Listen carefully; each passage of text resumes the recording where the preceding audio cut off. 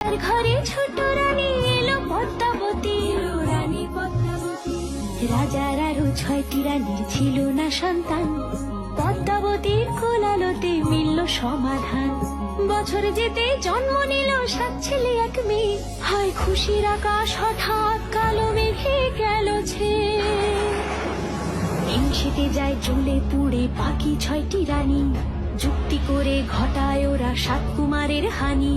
সুযোগ মতো 7 ছেলেকে মাটিতে দেয় পুঁতে, বাঁচে একা পারুল, ওরা পায় না তাকে ছুতে।